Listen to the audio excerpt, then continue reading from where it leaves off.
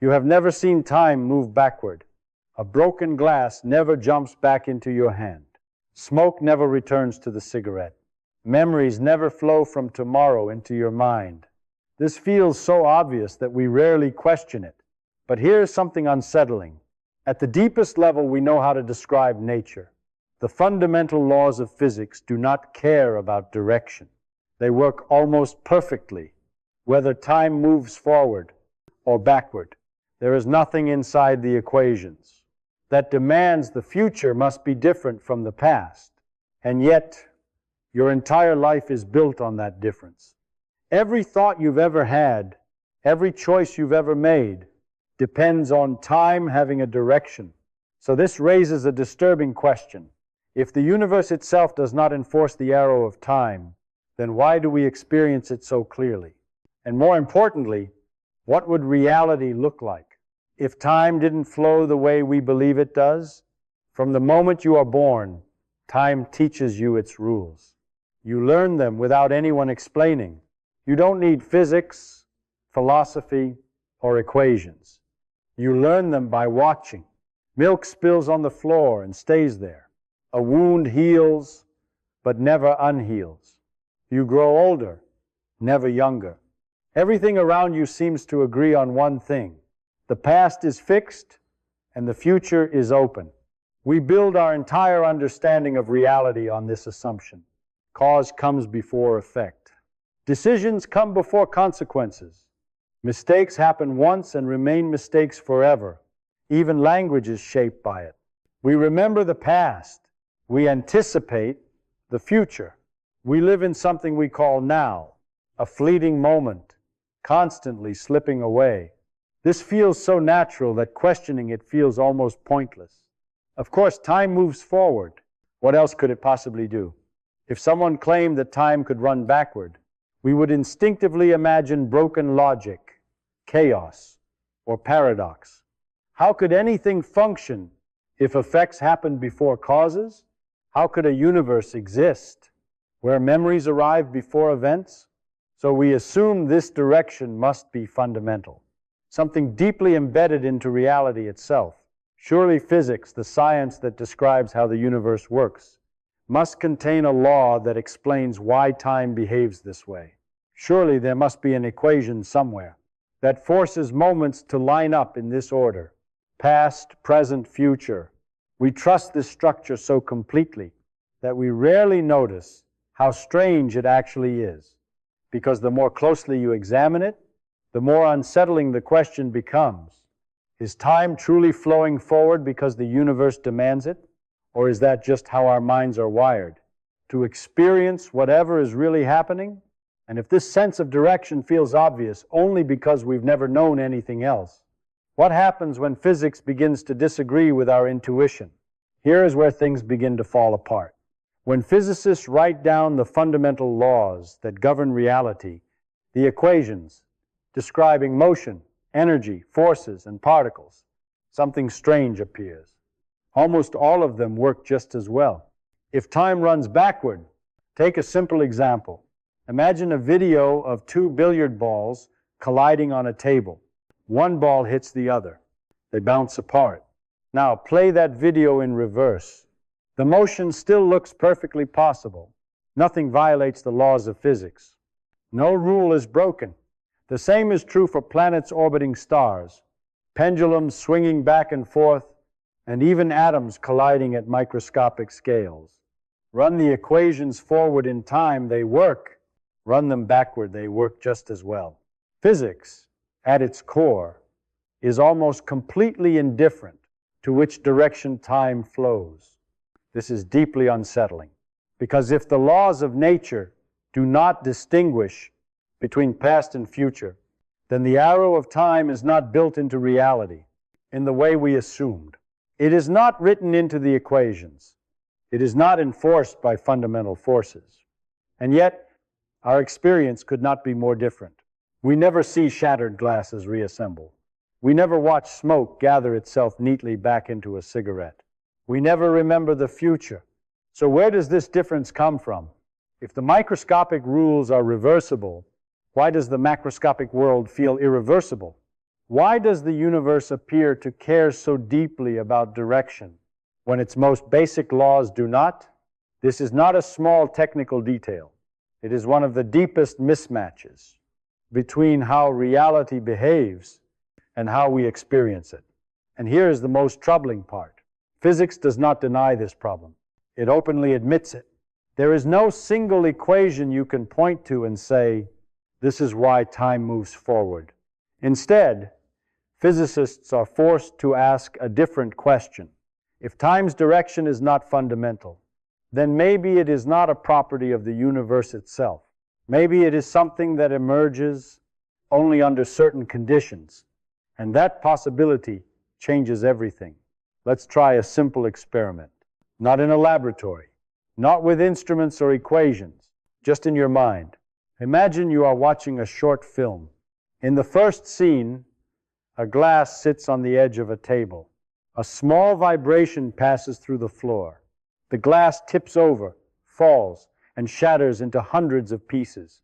You instantly recognize this as normal. Now imagine the same film played backward. Fragments on the floor suddenly tremble. They slide across the ground. They leap upward, assembling themselves perfectly. The glass lands gently back on the table. You don't need training in physics to notice something is wrong. Your brain reacts immediately. It labels one version as real and the other as impossible. But here's the strange part.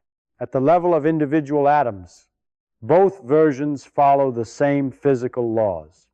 Every collision, every force, every motion is allowed in either direction. Nothing in the microscopic rules forbids the backward version. So why does your mind reject it so strongly? Let's go deeper. Imagine you are inside the film. You are not watching the glass from the outside. You are part of the system. You breathe air. Your brain stores memories. Your body exchanges energy with its surroundings. Now ask yourself this. How would you know whether the film was playing forward or backward? The answer is unsettling.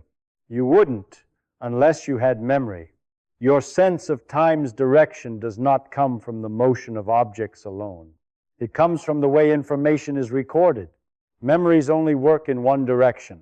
They accumulate. They leave traces. They build records of what has already happened. A photograph remembers light that once hit it. A brain remembers neural patterns formed in the past. A footprint remembers pressure that is no longer there.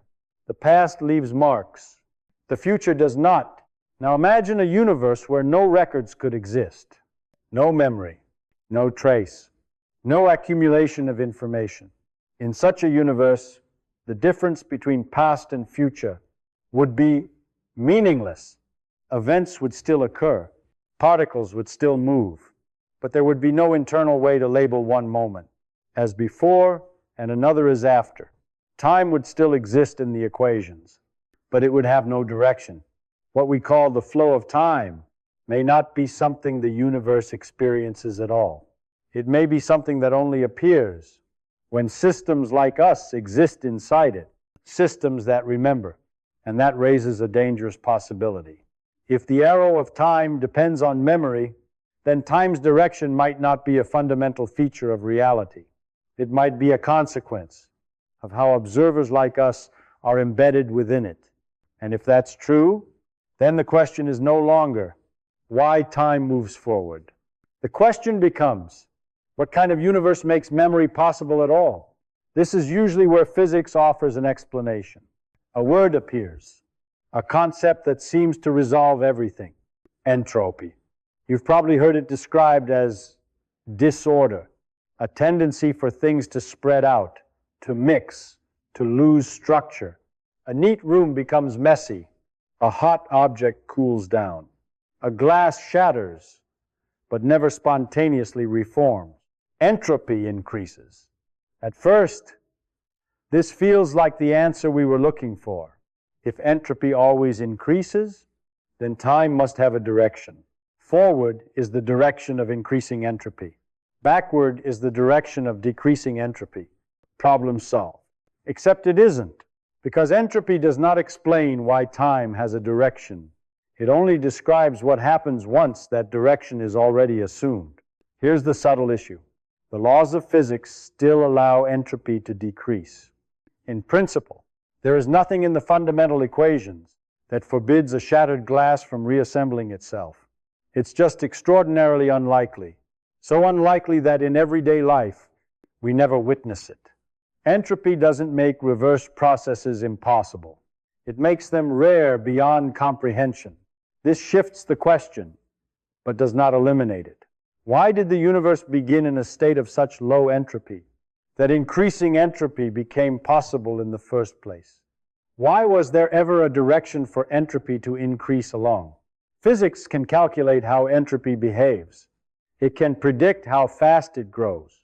It can explain why complex structures eventually decay. But when asked why the universe started this way, physics grows quiet. The arrow of time is not derived from the laws themselves. It is imposed by the conditions the universe began with. In other words, time moves forward. Not because the rules demand it, but because the universe started in a very special state, a state of astonishing order, and no one knows why. Entropy gives us a powerful description. It explains why memories accumulate, why records exist, why cause appears to precede effect, but it does not tell us why this asymmetry exists at all. It explains the direction of the arrow once the arrow already exists, which means the deepest question remains unanswered. Is time's flow a fundamental feature of reality, or is it a consequence of how the universe began, and how observers like us happen to be embedded within it? And if entropy is only part of the story, then what are we still missing?